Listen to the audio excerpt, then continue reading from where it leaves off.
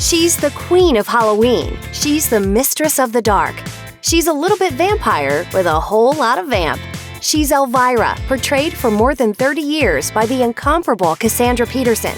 How does today's Elvira compare to her spooky roots? Let's find out.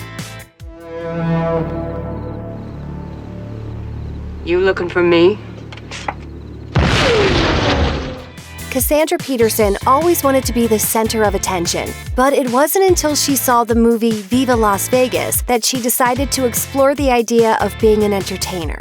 When she was 17, she got a chance to give being a showgirl a shot during a family vacation through Sin City. She told Vulture that she begged her parents to let her go and see a full-fledged Vegas stage production, saying, "I dressed up to look super old and sophisticated. You know, like I was actually old enough to get in to see the show." Her appearance caught the eye of the show's dance captain, who asked her to audition for a role. Amazingly, Peterson got the job, but since she was still a minor at the time, she also had to convince her parents to sign off on it. I've always dreamed of doing this, and now I've got my chance. Peterson didn't stay in Vegas for long. In the early 70s, she traveled the world, embarking on a number of different vocations, including music, modeling, and improv comedy. She also briefly dated a singer by the name of Elvis Presley. During her travels, Peterson took a dancing job in France, followed by an acting gig in Rome, being featured as a background extra in Federico Fellini's Roma. While in Italy, Peterson began singing with a couple of local rock bands, and when she returned to the United States, she joined the improv group The Groundlings. Peterson also modeled for second-tier Playboy-style magazines, as well as an infamous album cover. Well, maybe. There's a red-headed woman on the cover of Tom Waits' album Small Change who bears a striking resemblance to Peterson, but she's never been 100% sure that the person is her. As she later told Screen Anarchy, "It looks like me, but I don't have any recollection of ever doing that. But it was the 70s, so I don't have a recollection of a whole lot that I did then." Peterson got the opportunity to create Elvira in 1981 when Los Angeles TV station KHJ-TV decided to revive its old-fashioned horror movie show Fright Night with a new host. The series had been dormant since 1975, following the death of host Larry Vincent, who previously ran the show as a character named Sinister Seymour. Peterson got the hosting gig, launching a show which became Elvira's Movie Macabre. Her salary? $350 a week. With her friend, makeup artist Robert Redding, Peterson devised Elvira's signature look. A cross between a scary movie monster with a beehive hairdo right out of Bride of Frankenstein and a hypersexualized Morticia Addams.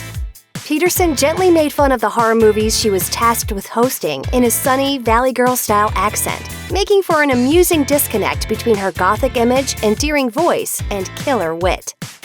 No hard liquor served past 8 o'clock. Do you want a virgin? Maybe, but I'll have a couple of drinks first. The mixture of campy comedy, old movies, and an over-the-top revealing costume proved a winning combination.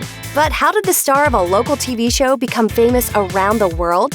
It helped that her show didn't stay local for long. A television syndicator picked up the No Frills series and sold it to more than 70 other TV stations within about 5 years of its debut, helping Elvira carve out a place in pop culture nationwide.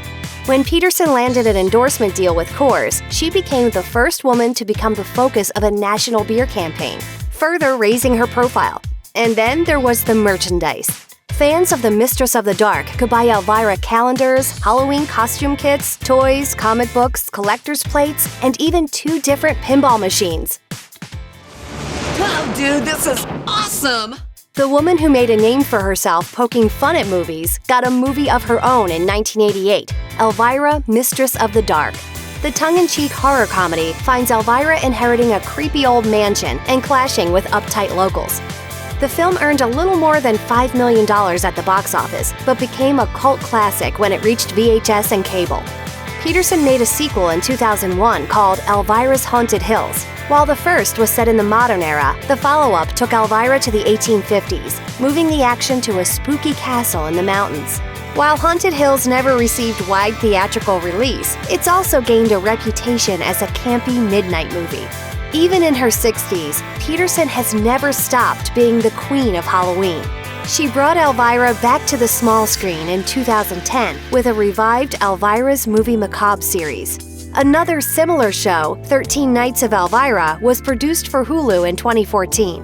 In 2016, Peterson released a career retrospective coffin table book, and she also spent years headlining an October full of Halloween-themed stage shows at California's Knott's Berry Farm. Beloved to this day, Elvira is basically the Santa Claus of Halloween, and the season is still a busy time for Peterson, all these decades on.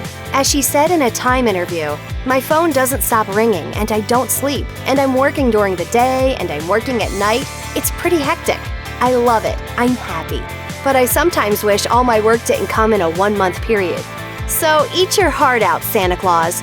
Kris Kringle's got nothing on the Mistress of the Dark.